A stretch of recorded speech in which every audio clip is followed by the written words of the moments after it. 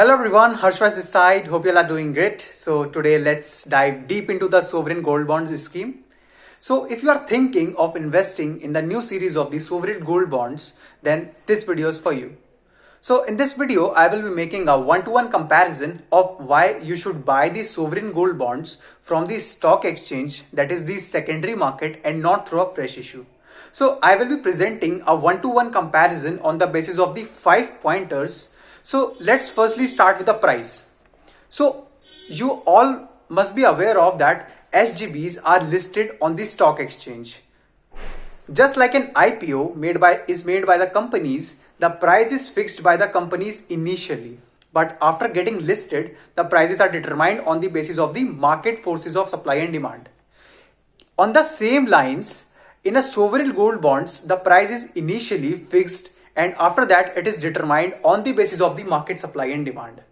So currently SGB 2022-23 Series 3 is open for subscription till 23rd of December 2022 at a price of 5,409 rupees for 1 gram of gold, and you can get a 50 rupee discount if you buy them through digital means. That is you will get them at 5359 rupees.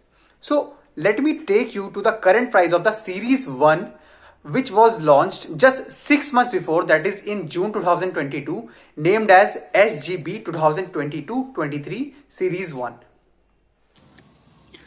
So this is the official website of the NSE.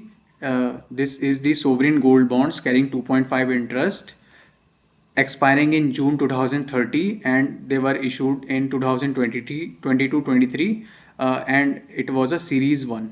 So you can clearly see that the price is 5200, which is currently less than the issue price of the Series 3 bonds by rupees 159. So as you can also see, there is liquidity also here because the buying quantity is around 625 and sell quantity is around 231.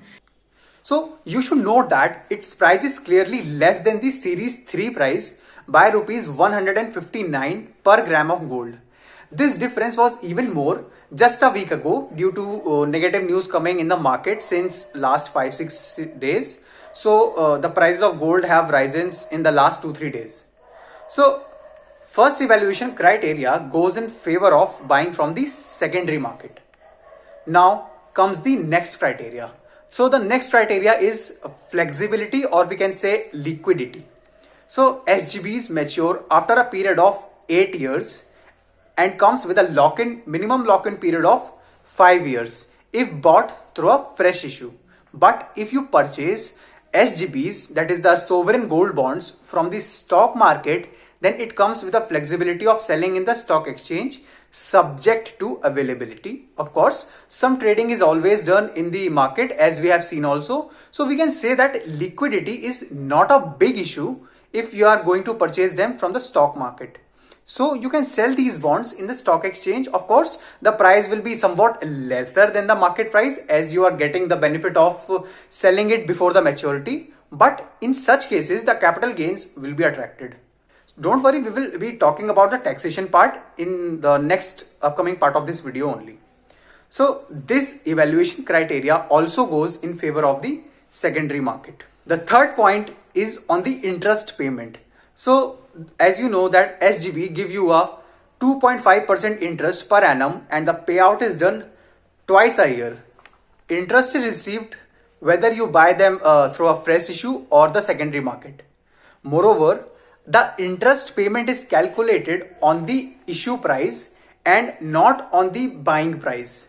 Hence, it does not matter at what price you are actually buying them in the stock market. Now, if you have reached till here, I will be giving you a pro hack. Buy that series whose price is lesser than the issue price so that your interest is calculated on the higher amount. So this evaluation criteria also goes in favor of the secondary market. Now the fourth criteria is the taxation part. Section 47 of the Income Tax Act 1961 contains a list of transactions which are not regarded as transfer, and in one of the point it is clearly mentioned that any transfer of sovereign gold bonds issued by the RBI under the SGB scheme 2015 by way of redemption by an assessee being an individual is not regarded as transfer. So, and it is nowhere written in that if SGBs are bought from the stock exchange, then the section 47 will not be applicable. Now, you will ask, what if I bought a SGB which is maturing after 4 years only? Will I get the exemption benefit of taxation or not? So, because you haven't completed 8 years, this question can arise in your mind. So, my friend, wait. The answer is your holding periods which will still be counted as 8 years only, even if you hold it only for 4 years, because that person who had actually sold the bonds must have paid the capital gains at the time of selling those bonds on the stock exchange. So no capital gains tax will be attracted on you if you haven't hold it for complete 8 years also. Long story short, the government is concerned with the maturity date and not on your actual holding period. If you hold them on maturity date, capital gains tax will not be attracted in your hands. As simple as that.